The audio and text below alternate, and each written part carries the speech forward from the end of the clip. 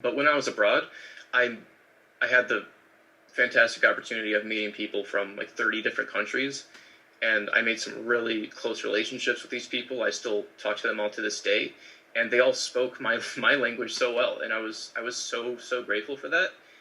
And I kind of made a pledge while I was there, as ridiculous as it sounded, but I wanted to learn all of their languages at some point in my life. Hi everyone, today I am here with Cole from Cole Langs, and this guy speaks probably every language on the planet, right? More or less. Nah. No, not almost. Not quite there yet. Okay, you're at what, like 752, right? I think 1063. Okay, like alright, so he's there. But anyways, Cole speaks a lot of languages, and today I'm just going to chat with him, ask him some questions, and we're going to learn more about him. Alright, so Cole, tell us about yourself. Alright, yeah, sure. So, hey guys, I'm Cole. I'm 21. I'm from Michigan in the U.S., but I go to school in New York City. And I really enjoy learning languages. It's something that I've been doing for quite a few years now. And, yeah. Okay. How many languages do you speak, Cole? It's always, I've been asked that question probably hundreds of times at this point, and I still don't know how to answer it. It's so difficult to quantify language, right? It's so difficult to test someone on language. But I've studied probably 12 or 13 different languages, but I only possess an advanced level of comprehension in maybe 4 or 5 of them. That's still better than most people, I would say. Well, I'm absolutely obsessive. Like I'm definitely on the extreme end. Okay, so that's interesting. So how much time per day would you say you spend learning languages or practicing a language? What? So back in high school, when I had a lot more free time than I do now, it wasn't uncommon for me to spend like 6 to 10 hours a day like practicing languages. Wow. Like, I would get home from school and I would study languages. I would listen to music. I would watch videos, listen to podcasts, TV shows, speak with friends, all that stuff. Wow. So that's really where the bulk of my knowledge came from, was when I was in college, or not in college, in high school. And I was so keen on just learning as much as I could. Got you. Okay, so wow, okay, that's interesting. So did you would say that you mainly started learning and practicing languages kind of at the start of high school, or was it before high school? Well, my passion kind of ignited later into high school when I was probably 17 or 18. Okay. Because I started, as we just discussed, not in this video though, I started learning Spanish in high school when I was 15, 16. But for a while, it was just like any other subject. I would go there, I'd do my work, I'd leave. There was nothing really special about it for me. Mm-hmm. But when I got an opportunity to travel to Spain when I was 17 or 18, and I could actually see the language in action, I could see people like having fun, laughing in the language, it completely changed my perspective. And at this time, just coincidentally, I was also training to be an exchange student. So I went to Taiwan for a year as an exchange student. So I chose to kind of further my studies of Spanish while I was there, because I met people from South America, from Mexico, from Spain, all over the world. Cool. I was very fortunate in that regard. Definitely, that's awesome. And I was just practicing languages all the time. Cool. Okay, so where is this passion coming from? Why do you love languages so much? It simply comes from a curiosity to understand people, I think. To better understand the world that we live in every facet. Politics, economics, social structure, everything you can think of. You can figure out how people from other cultures think and conduct themselves entirely through their language.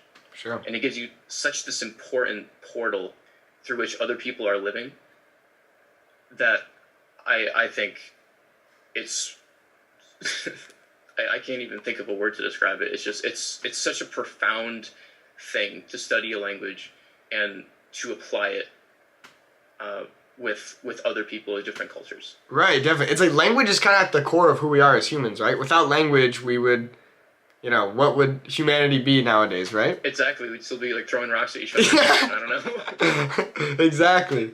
Okay, cool. Should I clarify real quick that actually do not speak 1,063 languages. That was just a joke for anybody in the YouTube comments. That was a joke? What? You'd be surprised. You have to clarify everything when you say it. Okay, that is fair. That is fair. Cole does not speak 1,063 languages, everyone. Just so you guys are aware. Okay, so how about you name off which languages you speak? Maybe from least advanced to most advanced in the languages you speak. Least advanced, most advanced. Yeah. Okay. So probably Arabic is the least advanced. Finnish, Indonesian, Italian, Dutch, German, French, Mandarin, Portuguese, Russian, Spanish, and English. Okay, got you. Cool. If you're a native English speaker, then you can recognize thousands of words in French already. Okay, sure, got you. It's the accent, I feel like, for me, that makes it tricky.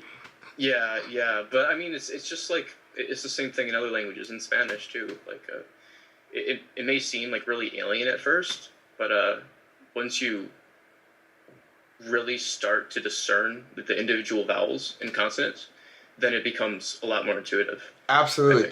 Okay, that's so interesting. This is just a little side note, but I always tell people, hey, don't overlook the pronunciation of the alphabet when speaking Spanish. Like you said, the pronunciation of the vowels is possibly one of the most important things to do early on when you're learning the language, because if you're looking for different sounds, it's going to be harder for you to understand, and your pronunciation is going to sound less native.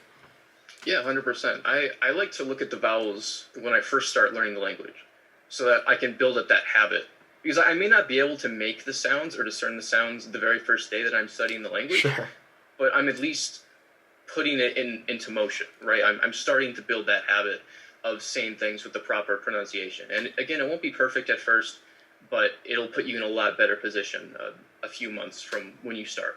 Definitely. Okay, next question.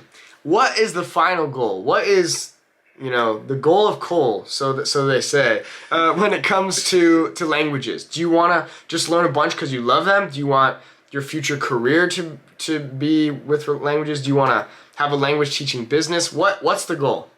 That's a great question. There's so much to unpack there, and I don't think I've ever... I've never had an opportunity to answer that question before. But when I was abroad, I had the fantastic opportunity of meeting people from 30 different countries, and I made some really close relationships with these people. I still talk to them all to this day, and they all spoke my language so well, and I was so grateful for that.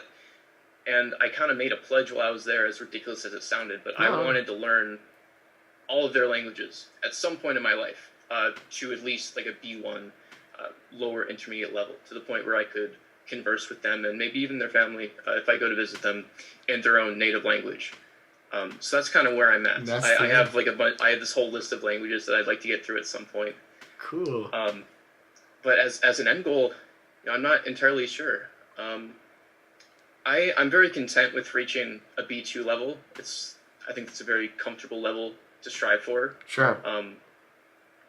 But beyond that, I just want to connect with people. I want to gain insight into other people's cultures. I want to know how people think and feel about different issues and why, and how we can use that knowledge to craft a better world. Definitely. No, amen. That's awesome. A very noble goal of you. And I think that's cool. Your pledge is really cool. Oh, thank you. So okay, but how about this though? Okay, so right now, what are you studying in school? So I'm studying international relations. Okay. And I'm minoring in Mandarin Chinese. Okay, got you. Okay, so what's the optimum, career after school? What would that be? I mean, I really enjoy making content, but I feel like this will always be a hobby. As far as a career goes, I'd love to be a diplomat. Okay, there we go. Of course, I'd definitely be able to utilize a bunch of languages there. Anything with a governmental organization like the World Bank, or a nonprofit where I can help people with some of my language skills, like Doctors Without Borders. Cool. For example, something like that. Okay, awesome. Cool. All right, very good. That makes a lot of sense. But in terms of the future global climate, I think you can't go wrong with teaching your child Chinese and Spanish. Definitely. You know, I want to say at the bare minimum, but if you learn those three languages growing up, English, Spanish, Mandarin, Chinese, then you'll be set for whatever is going to come our way in the next 30, 40, 50 years. Okay, definitely. I definitely agree. Well, Cole, thanks so much for chatting with me. Guys, make sure to check out Cole's channel. It's Cole Langs. I'll put it in the video description. I'll add a little card so you guys can check it out. But thanks so much for chatting with me today. You're welcome, Nate. Thank you so much for having me. That was a ton of fun. Definitely. Adios, senor. Adios. Hasta luego.